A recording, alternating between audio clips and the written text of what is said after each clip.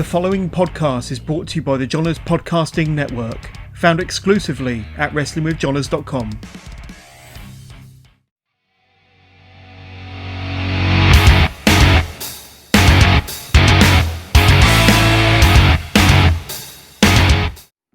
The very latest on Naomi and Sasha Banks, Roman Reigns' next opponents, and the countdown is on to Double or Nothing. I am Luke Anthony Walsh. Joining me as ever on Bucklebomb Entertainment is my friend and yours, Orlando Arrego. And let's jump straight into it. Another busy week of wrestling news continues to unravel in quite possibly an interesting fortnight of wrestling that we're about to go into. And first and foremost, the saga of Naomi and Sasha continues to unravel. As we found out on Friday Night SmackDown, they are suspended indefinitely from the company as they are currently on a standoff, I guess, between themselves and WWE following walking out of Monday Night Raw, handing the women's tag team belts to John Meningitis and saying, you know what, we're done. Not much has come out from either of them since. We've obviously heard from Pat McAfee on the Pat McAfee show, showing his reaction as a genuine shoot. And just as days and days and days go on, more revelations, more support on either side is seen. How are we feeling, Orlando? What's your hot take on this? I mean, well, we know how WWE feels. They feel like they disappointed the fans, which me personally, I love Sasha and Naomi. I support them. So they didn't really disappoint me. It's just they made their case and they were right. It's just that WWE didn't really care about those tag titles, So, I mean, it was pointless for them to hold them. So now they're going to be making a tournament. So now is like either they're calling up people or bringing people back. So it's just, I mean, they what's that word? They're proving their point. It's just like either they're damned if they do, if they damned if they don't. So it's just like they already proved their point. So. Absolutely, and let's look at them from both ways. On one hand, Sasha Banks is a trailblazer. No ifs, no buts, no coconuts. First woman to take part in the women's main event in the pay-per-view. First woman in the women's Hell in a Cell. She's had so many memorable moments. Sasha against Bayley, arguably one of the best feuds, of all time in women's wrestling. Mm-hmm. She has given so much to the company in the last 7 years. It's remarkable just how consistent, how continuous she does it. Even in her loss against Bianca Belair in 2021, on night one. Exactly. It was like she's just given above and beyond everything she can to improve the business. Naomi, on the other hand, of course, she's nothing to be sniffed at. Obviously, we've talked here on here about how she floats in the mid-card, but she is a former SmackDown Women's Champion. Of course, she had that moment in Orlando in 2017 when she did win the title in her home turf.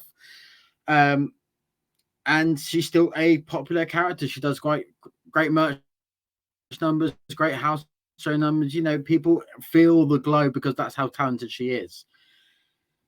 So there's that. Then there's the case of what was the narrative last Monday night on Raw.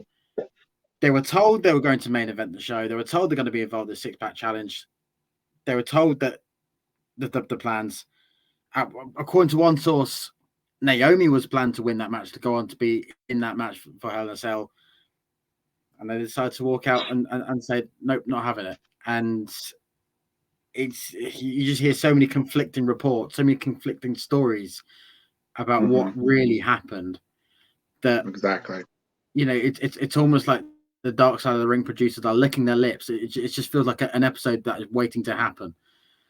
Mm-hmm. What does this mean for the women's division? We'll come on to the end of the brand split in a bit, but what are they going to seriously do? Because apart from Bayley, you can kind of see on SmackDown, like literally they don't really have anybody because unfortunately they didn't book the women right. I mean, Raquel Rodriguez, is being booked well. I mean, she had that nice little match that she had with Ronda 2 weeks ago, and she lost, and then of course she picked up a win against Shotzi. But Sachi hasn't been on TV in a while, nor has Aaliyah. Xia Li has yet to has yet to be on TV, so it's just like, because it's been like what, over a month or something like that. Like it's just, and then like you have Natty and and Shayna, which easily could be the next few feuds for Ronda, because unfortunately Charlotte is out for her vacation time, which is probably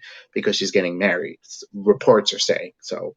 So the SmackDown side, you can Orlando, she's going to AEW. Don't you believe it? She's marrying an AEW star. That's the report. That's the headline right there. She's going to AEW. I mean, well, we'll see about that. I mean, but also like with Sasha and Naomi, they're saying that they could go to AEW as well. I don't know. It's just the thing is just like they didn't believe in these tag titles to begin with, and you can kind of tell because like as they try to build a tag team division, then they release the people or they just break up the teams, which is ever since they created these titles back in 2018, it's just like they had a good amount of women back then, and it's just like unfortunately injuries and releases happened. So, and they just didn't like those tag belts. Vince doesn't like tag team wrestling, so it's just like he didn't want to push this. So that was the issue. 2019, wasn't it? If I remember rightly. Oh yeah, 2019. I'm sorry. Because sorry, I mean, like Elimination 2018 Chamber, was just an amazing year for the women. I'm sorry, I just think everything happened there. But yeah, you're right. 2019. To highlight your point, it was Elimination Chamber 2019. Sasha Banks and Bailey were the first champions in that Elimination Chamber tag team match, and then they dropped it about a month, 6 weeks later to the Iconics. Now the Inspiration. So there's never really been any strong booking with it. Obviously, it's been on the shoulders of Shayna Baszler and Nia Jax. Whose idea that was, I still don't know. It's just been a meh title. Like, and it's not just the women's tag team belts are not just the same.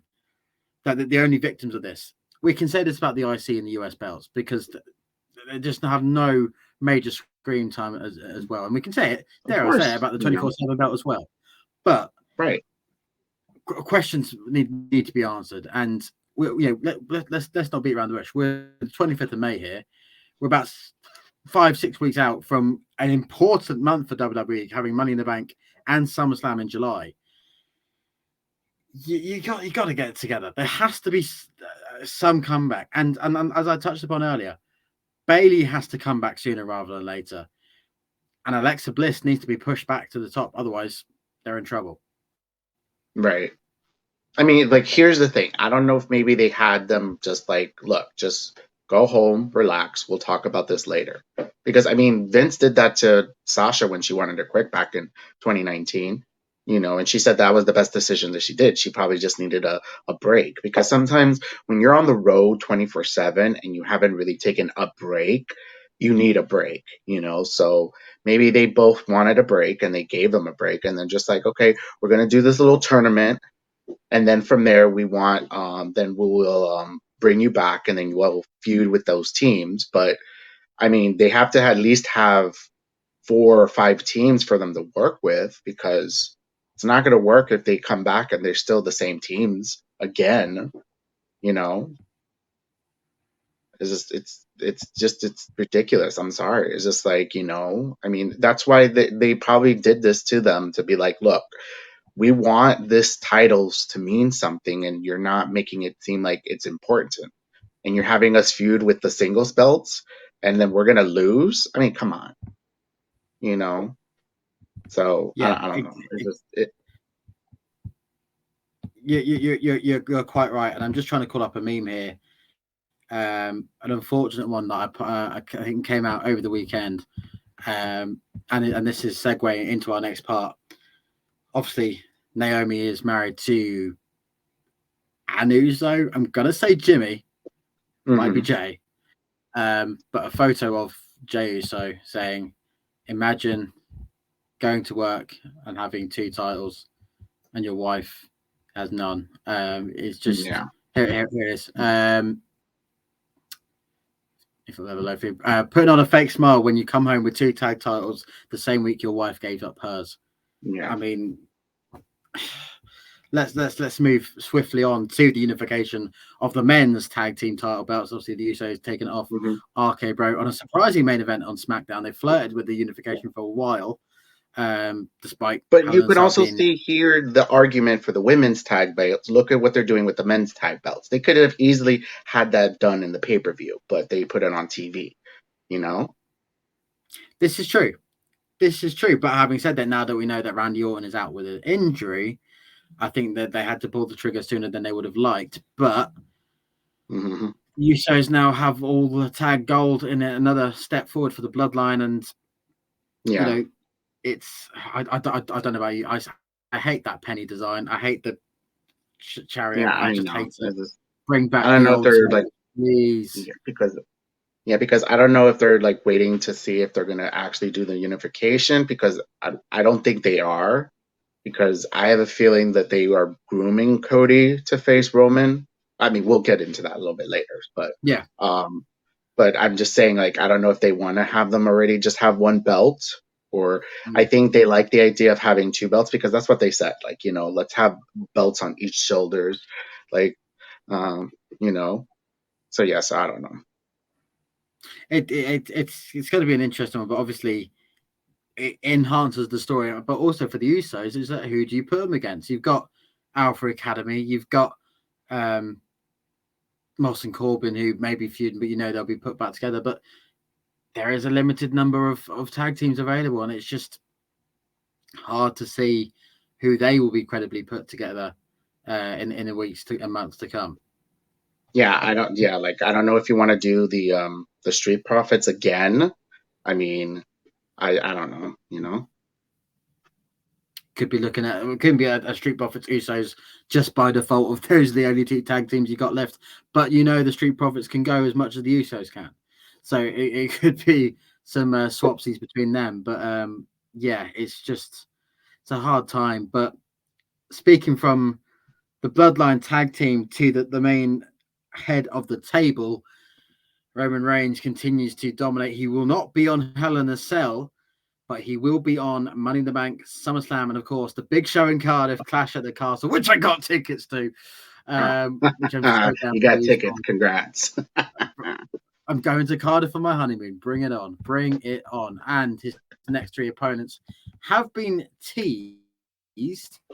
One of them being Orton, the other being Dolph Ziggler, and of course Drew McIntyre for Cardiff. What do you mean, Dolph Ziggler? You mean don't you mean Riddle? I think it's Riddle Oh, first. I meant Riddle. Yeah. Okay. I was about to say. I was like Dolph Ziggler. He's been off TV now. Obviously might be. So yeah. So No, I mean, Dolph Ziggler is the default. Dolph Ziggler is the default answer for whenever they're stuck to put somebody in a feud. Just Dolph right. Ziggler. Shinsuke Nakamura needs the first opponent. Dolph Ziggler. Goldberg needs an opponent. Dolph Ziggler. Mm-hmm. Man, Yeah, so that man this is past quite good. Monday on Raw, like you can kind of see like Riddle is being groomed to be the first opponent for Roman, which I mean it's smart because RK Bro is like the biggest thing right now. So it looks like they're not teaming anymore. So I think they're not going to do the whole feud between them two. Maybe they're going to save Which I think that is a later. relief. I think that's a huge. I'm- That's a relief that they're not having to feud, so we don't have to see a heel turn from either side. Right. So yeah, I don't know. So I mean, it would be fun just to see like how Riddle will be with Roman because that's a fresh new feud. So I'm excited for that. Roman versus Randy, that's going to be unique. I don't know if that's going to be like maybe Randy's last opportunity for a title match. I don't know if maybe coming next year he'll probably retire because he's already in his 20th year. So I don't know like if he can go still. I mean, he looks great, but you know, like so. I mean, we'll see. So. I mean, he said in interviews that he wants to keep going for as long as he can, and I think in the shape that he's in and the form he's currently in, this has just been an impressive streak. And what we've seen in the RK Bro in the last few months is just a blossoming new side of Randy that we just haven't seen for years because he's always been the baddie, he's always been the heel, and even in the days of the Wyatt family, just thought like just do something new. And I don't know. I mean, but like, okay, yeah, it's so just incredible at the form least he's they in. now But know. I think my hot take is one. I'm sorry. Hello? I think my Uh-oh. signal is being dog wank for reasons gone. You were saying. What was I gonna say? Well, at least now we know like the next two pay-per-views for Roman, at least.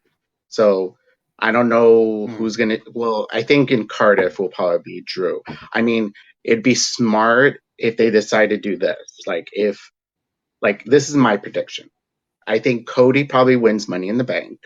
Then, of course, it's going to be probably Riddle. And then it's going to be Randy. But then Cody cashes in on Roman. And then Roman still defends the other title against Drew at Cardiff. And then that's how he gets dethroned. I mean, Well, this is the other situation I was going to put in. I think if we're both considering that Cody wins Money in the Bank, does Money in the Bank become a main event ticket for the SoFi next year, or do we still stick within the same permutations that we're all familiar with and cash in on Roman so that we get Cody versus Drew in Cardiff in September when I can be there, and it'll be the Scottish Warrior versus the American Nightmare? That's the match I want to see. No, but you want Cody to get booed? You know he's going to get booed again. They're not going to. You don't know. Come on now. It's like Drew McIntyre is kind of like the hometown hero in a sense. So they're gonna have to at least give Drew, at least Roman. I don't.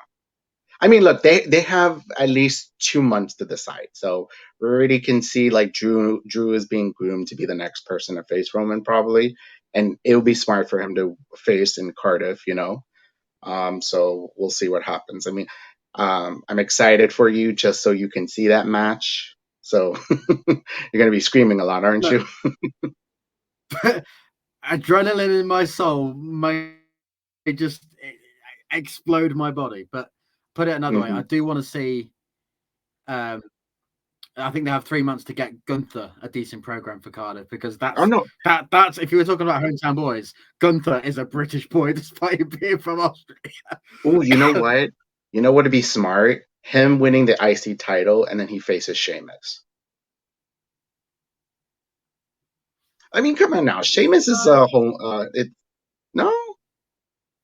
Or maybe like or maybe what's his name? Butch, maybe. I mean, if they weren't cowards, they'd give us Gunther versus Roman. That's beef on beef, Yeah, but no, they're going to give that to Drew. Unfortunately, I think Gunther Walter, he's going to probably get the IC title because like he's already going to be in a program with Ricochet. Like RIP Ricochet and his title run.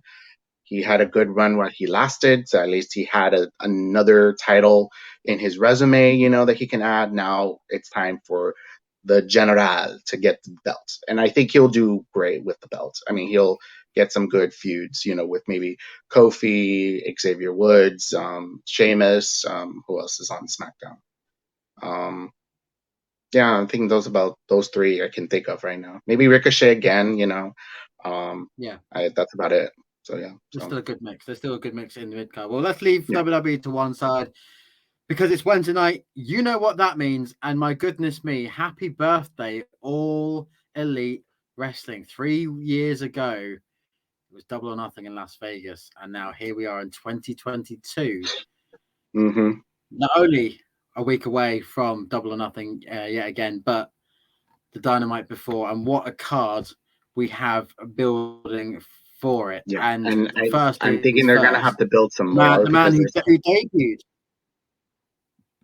The man who debuted on a vignette on Double or Nothing, Wardlow, is challenging for his spot against MJF.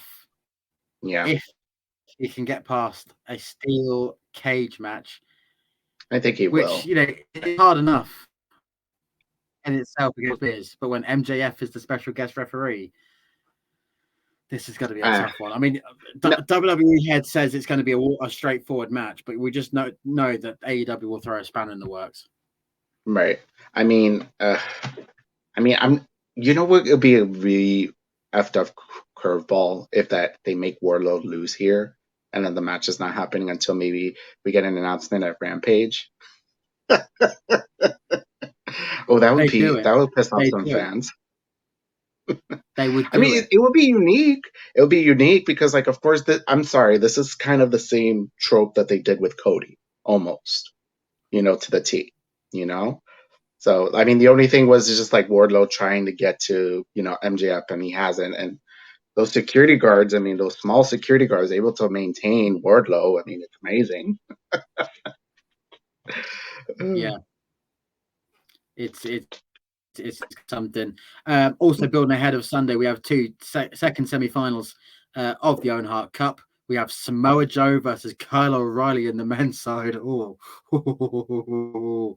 Daddy I is know, gonna right? like watching that, and in the women's side, Dr. See, Britt now Baker, look, you DMD know how, versus Tony's. but you can see right here, like how much like he's giving us NXT matches that we're supposed to have. Like I think we were supposed to get Samoa Joe and Cole, because I'm thinking those are going to be the finals at the pay-per-view, in my opinion. I mean, I love Kyle O'Reilly, but I think they're going to still have Joe still past, even though he's kind of injured because of Jay Lethal. I'm thinking he's going to win tonight. So because I'm thinking in the tournament, I think maybe Adam Cole is winning. I don't know. But we'll see how it goes, because I don't want to see Cole versus O'Reilly again, because now they're besties. So I'd rather just have it be Samoa Joe versus Adam Cole. But I've been thinking of this. So say we do get Cole versus O'Reilly in the final, then comes Kenny Omega to show up, and you get that who am I really besties with? Just that moment of undisputed versus the story writes itself, Orlando. No, I mean, yeah, no, Kenny Omega is going to show up at Summer thing. It's just how they're going to use him. That's the thing, because like he has to be there. I'm sorry, like he could say what he wants, but he's going to be there. He has to be there. I mean, he just has to. Yeah, he does. And on the other hand, Dr. Britt Baker, DMD against the second semi-final of the women's bracket. These two should be fighting for the women's title. You just know it and you feel it. So seeing this in the semi-final is a genuine surprise. But I guess it's luck of the draw. Now, I would love it if Tony beats Britt, because then it would be Tony versus Ruby, which will be something different. I mean, I think it will probably be Britt. I don't know. We'll see. Because it has to be, Ruby Soho versus because Ruby Soho is winning from the Rampage preview. So, this is going to be tough. I mean, I'm glad that this is kind of tough to decide. I mean, you could see an argument for both women, So, and I agree they should be fighting for the title, but I think Tony needs a little bit more than Britt, because Britt doesn't really need it, honestly. She doesn't really need. I mean, unless if they want to do like the first winners are the couple, which is Adam Cole and Britt Baker. But I mean, we'll see. I don't know.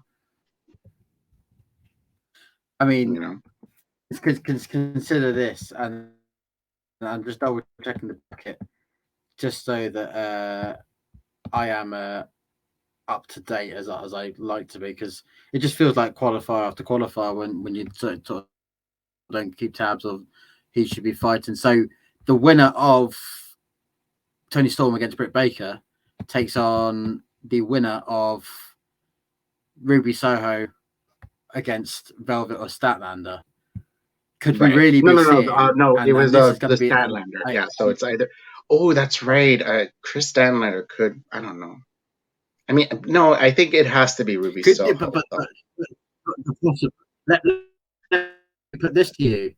Could we really be seeing in the final two for men's in the brackets, 4 former NXT employees in Adam Cole, Samoa Joe, Tony Storm, and Ruby Soho competing in the finals? Wouldn't that be a headline to read ahead of Sunday? That would be something. Exactly. That would be something. It would certainly be something. Also on the card, we can see a face-off of course, the main event, the world title match. CM Punk finally competes for gold after 9 years since he was world champion in 2013 after that 434-day reign as WWE champion. Well, he about to be breaking that streak against the Hangman, Adam Page. Mm-hmm. Is it too Honestly, soon for Adam Page, or is this Punk's time? I think Adam Page needs it more because unfortunately a lot of people are not liking his reign. I like his reign, honestly. Like he's a fighting champion. He's facing any challengers that comes his way, so I think he needs this more than Punk needs the title. I know a lot of people would love if Punk becomes champion once again.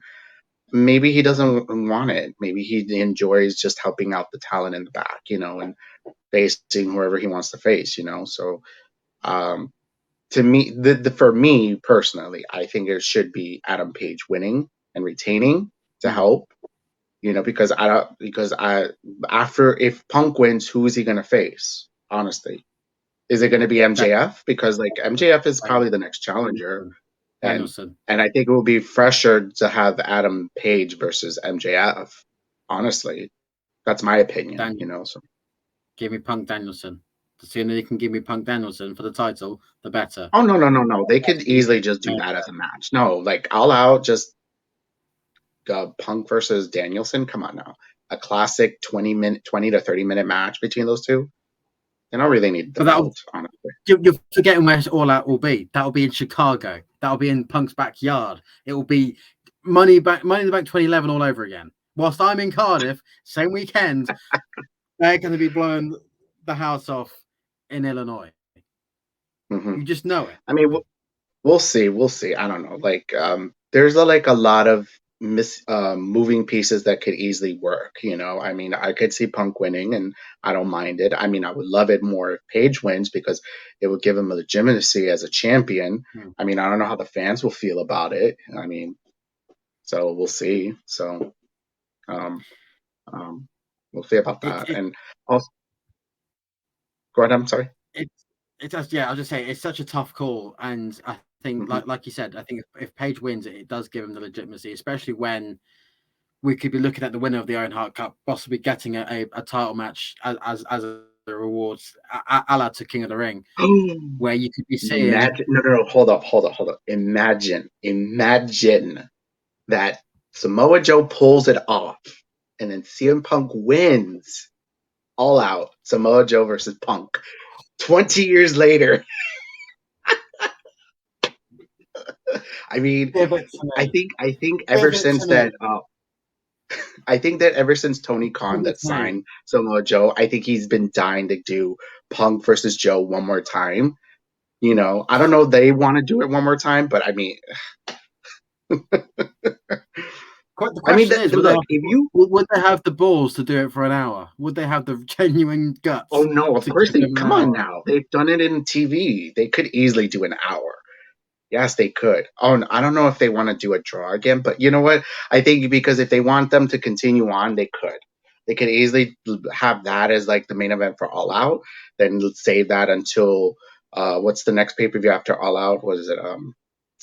Full Gear. Full Gear. Yeah, thank you. And then they could do a Full Gear again, another hour. I mean, my mind is just already blown right now with that because after what you said that, so now I'm just like thinking about. Maybe that could be it. But on the other flip of the coin, we could be seeing Adam Cole or Kyle O'Reilly facing up against CM Punk. That's good. I mean, like, I don't think, either one of them has never faced Punk, so that would be fresh right there. So I mean, certainly it'd be a tribute to Ring of Honor's past versus its present. So that will be a genuine tie to watch, but. We'll see what comes of it, and or they could do something new and fresh. Or they could do something new and fresh. Adam Page versus Samoa Joe. That would be a banger right there too. There's like I said, the moving pieces, like you can easily can see where it can go. So yeah, we'll see what pawns we're left with come Sunday morning. Don't forget, with Bucklebomb will be the live preview of Double or Nothing, going over the full card on Friday night, so we'll know a lot more then than we do now as to what we'll be expecting, of course, in Las Vegas on Sunday. Just one more match to be mentioning. FTR will be defending their ROH tag titles against Trent Beretta and Rocky Romero. I mean, this should be another straightforward win. I guess in an easy segue. And trust me, this isn't the worst wrestling story of the week, and I'm not talking about ringside news being the worst. Ric Flair's final match. Oh, good segue. Good segue. I was about to say I thought you were going somewhere else there, but look, Ric Flair. As far as I know, it will be a 6-man tag. And I think is it the end of June? It's a 6-man tag featuring FTR. Yeah, it's supposed to be Starrcade, I think it is. I don't remember. Like, it's probably in July now, I heard. That's the last I heard. Like, it's somewhere in Starrcade or some sort of like July 31st. Mm-hmm. And it will be a 6-man tag, and Hulk Hogan wants to get involved because nobody loves to see their grandpa more than watching another grandfather beat him up. I mean, sorry. Are we talking about a match, or are we talking about TNA in 2010? Yeah. I mean, the thing is this. I think he's trying to prove that he could still go. So that's the reason why he wants this match. I mean, like, he's been trading with Jay Lethal, so I mean, it's just. I mean, Charlotte didn't like it. Who asked him to prove himself? That's what he's doing. Who asked him to prove himself? Himself. It's him. I read that. But know, there's going to be some people that. The same. I'm sorry? This is the same Ric Flair that also last year got cancelled, and justifiably so.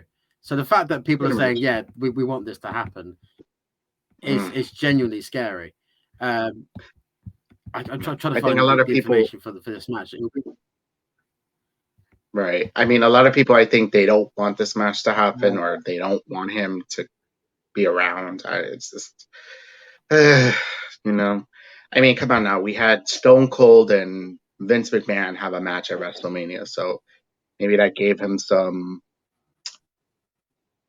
feelings, you know, like, oh, so they can wrestle, but I can't. So the information I've found.